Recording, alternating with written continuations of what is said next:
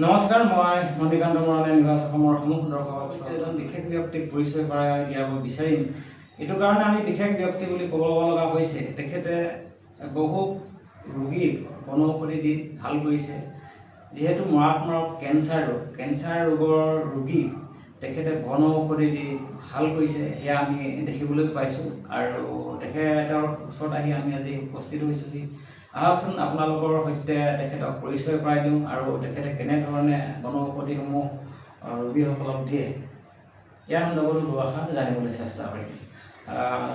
খুৰা নমস্কাৰ, আপোনাৰ সম্পূৰ্ণ পৰিচয়টো আমাৰ দৰ্শকক দিব আৰু আপোনাৰ যিখিনি ঔষধ কেনেধৰণে ৰোগীসকলে ভাল পাইছে বা কেনেধৰণে ঔষধবোৰ দিয়ে ইয়াৰ সম্পৰ্কে দুআষাৰ ক'বচোন।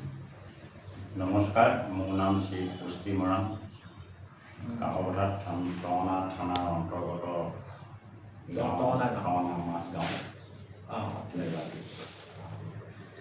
আপুনি যিহেতু আমি জানিব পাৰিছোঁ ৰাইজৰ পৰা বনৌষধিৰ দ্বাৰাই আপুনি বহু কেঞ্চাৰ ৰোগী ভাল কৰিছে, তো আপুনি কিমান দিনৰ পৰা এই ঔষধটো দিয়ে আৰু কেনেকৈ ধৰণে ৰোগীসকলক ঔষধটো দিয়ে ইয়াৰ বিষয়ে জনাবচোন।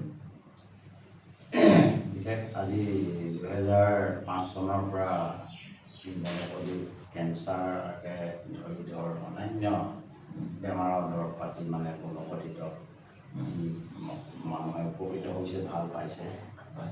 বিশেষকৈ ওচৰে পাঁজৰে বহু কেইজন ব্যক্তি আছে, তেওঁবিলাকক সাক্ষাৎকাৰ ল'বলগীয়া হ'লেও তেওঁবিলাক আহিব ক'ব দুআষাৰ ভাল, যিকেইজন ব্যক্তি ভাল পাইছে তেনেকুৱা ব্যক্তি বহুত আছে। বহু ব্যক্তিক আপুনি ঔষধ দি ভাল কৰিছে আৰু এতিয়া ধৰি লওক এজন ৰোগীয়ে আপোনালোকক যোগাযোগ কৰিবলৈ হ'লে কেনেকৈ ধৰণে আহিব? আপোনাৰ কিবা যোগাযোগ নম্বৰ বা ফোন নম্বৰটো আপুনি কৈ দিব। যোগাযোগ নাম্বাৰ হ'ল, মোৰ ফোন নাম্বাৰ হ'ল 9395025040। এই নম্বৰত আপোনালোকে হয়তো যোগাযোগ কৰিলে তেখেতক নিশ্চয় এই কেঞ্চাৰ ৰোগৰ ঔষধবোৰ ল'ব পাৰিব। আৰু ইয়াত আমি দেখিছোঁ বেনাৰখনত লিখা আছে সঞ্জীৱনী জ্যোতিষালয়। নিমনিয়া, হাঁপানি, এন্দুৰীয়া আদি বহুকেইটা বেমাৰৰ ঔষধ তেখেতে দিয়ে আৰু বহু ৰোগীয়ে ভালো হৈছে। আৰু হাই প্ৰেছাৰ, আজিৰ তাৰিখত হাই প্ৰেছাৰ বহুতৰে হয়। হাই প্ৰেছাৰ যিটো ৰোগ তেখেতৰ হাই প্ৰেছাৰটো কণ্ট্ৰলত আহিবৰ কাৰণে ঔষধটো তেখেতে দিয়ে আৰু বহুত ৰোগীয়ে ভাল পাইছোঁ বুলি আমাক জনাইছে ইতিমধ্যে। আৰু সেইবাবে আজি তেখেতৰ ওচৰত আমি দুআষাৰ কথা পাতিবলৈ আহিলোঁ।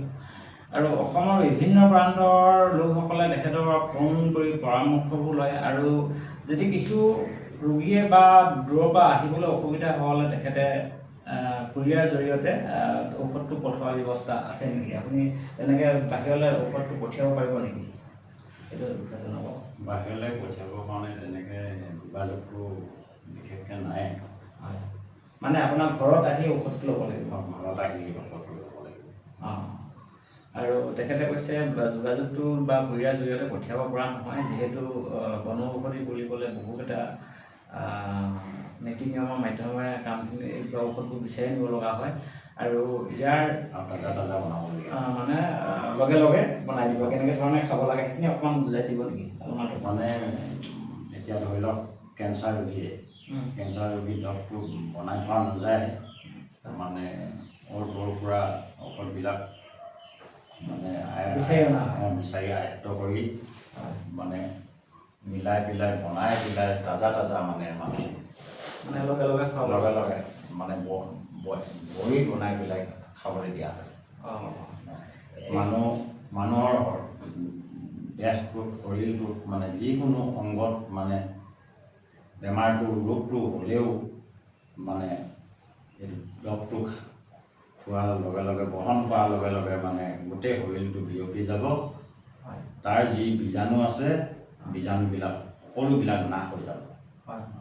এতিয়া ৰোগৰ লক্ষণবোৰ কেনেকুৱা ধৰণৰ হয়? বিশেষকৈ এজন কেঞ্চাৰ ৰোগীৰ লক্ষণ কেনেকুৱা ধৰণৰ সেইটো আপুনি ধৰি লওক মেডিকেল চিকিৎসা কৰাৰ পিছত ধৰা পৰাৰ পিছত ঔষধটো দিয়ে নে আপোনাৰ কিবা লক্ষণসমূহ আপুনি জানি মেলি ঔষধটো দিয়ে লক্ষণটো কেনেকুৱা ধৰণৰ হয় বেমাৰটোৰ লক্ষণ হৈছে